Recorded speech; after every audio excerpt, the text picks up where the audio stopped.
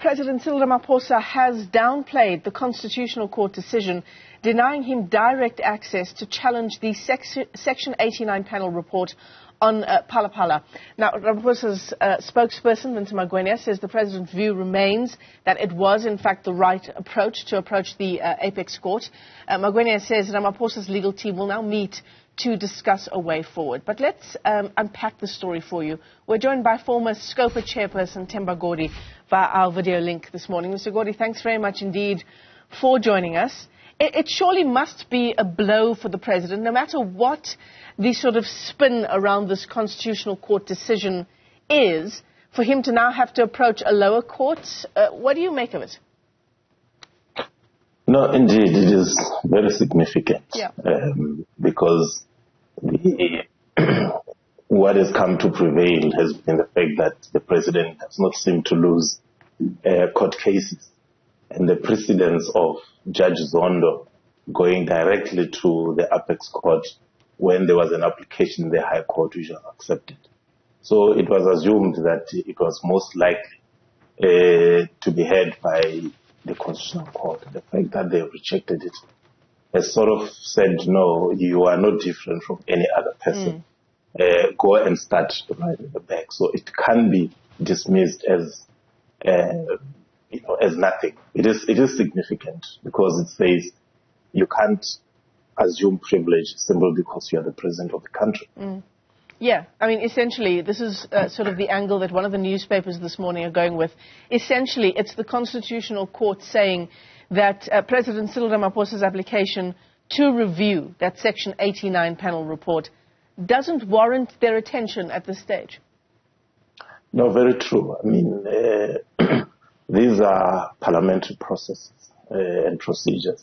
And if he's challenging them, or he's challenging that the panel report does not adhere to those processes and procedures, it does not require the Constitutional Court. I think he was betting on the fact that probably, he will be heard. However, Michelle, I think we need to understand this in a bigger context, that whilst it was a legal challenge, it was also a political maneuver. Having referred it to the Constitutional Court at a time when the ANC was going to its conference and before Parliament, it gave him a breathing space to say, look, let's keep this thing in abeyance until it is sorted out by the courts. Now the conference has passed, he has been re-elected. Politically, he's on the pound seat, so to speak. However, the decision merely brings it back into the center of political discourse in the country and raises the legitimate question of what then becomes the response and the reaction of Parliament to this judgment. Because remember, in the debates, one of the key arguments was, no, let's allow the Constitutional Court to do its work. So it has done its work. It says, look, there is nothing special about this.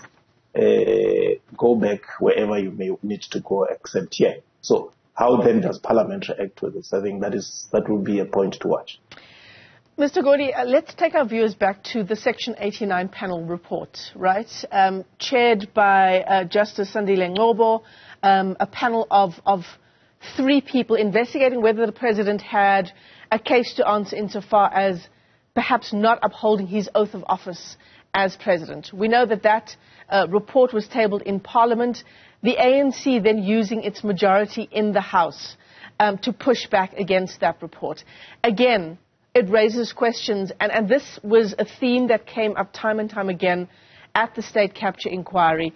At the inquiry, it was around Parliament's failure to hold the executive to account, and that case comes up again now. Yeah, very true. In my submission to the Zondo Commission, I said oversight by Parliament is a political exercise. It's not an administrative exercise. And I said, until such time that whichever party is in the majority set standards of accountability, it will always be subjected to political shenanigans. Not only are we talking about Phala Phala, I'm sure you remember, Michelle, the leaked audio tape around I'm prepared to fall on my sword to defend the ANC. Parliament was unable to hold him to account because the Public Accounts Committee, for once in decades, had to vote over whether to hold the president accountable or not. And so the ANC used its majoritarianism, to kick for touch. So it is the same thing here. One of the arguments was the case is in court. Well, the case is no longer in court. So what? Mm-hmm. I think that's the part that I'm sure you, as the media, are going to pursue with the powers that be in Parliament and elsewhere.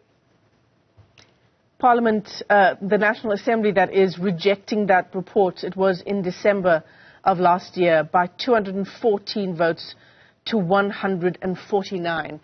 And as you say, Mr. Godi, so many issues come up insofar as how this case has proceeded. From when we heard about the issues around Phala Phala, the President's handling of it, the panel report, the panel looking into it, and then the report, this issue around party and state and how the President does see himself accountable to the country. Yeah. Look, I still maintain, like I said, that Phala Phala is the President's own Isandla. He's going to fall by this. No matter what the other state institutions are doing to delay the report, whether it is the acting public protector, whether it is the Hawks, whether it is SARS, there is no two ways about it. They are merely delaying the inevitable. And I think the outcome of the Constitutional Court merely re-energizes the debate around this matter.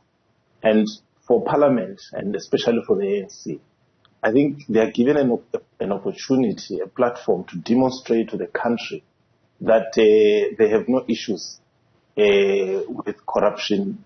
They are not for accountability. And I think your station did a sterling job in interviewing Pravin Gordhan around Andre de Ruyter's revelations. It all confirms that corruption in the ANC was not a Zuma issue. It is something endemic, institutionalized within the party. It doesn't matter who the president is. The looting continues. So what that does is that the public, through this kind of debates and discussions that you are offering, are becoming clearer and aware that whatever the ANC says around accountability, whatever leader of the ANC says anything about accountability, when the rubber hits the road, they are nowhere to be found. It is always the ANC first and the public last. Themba Godi, former Scopa chairperson, let me thank you for your time this morning. As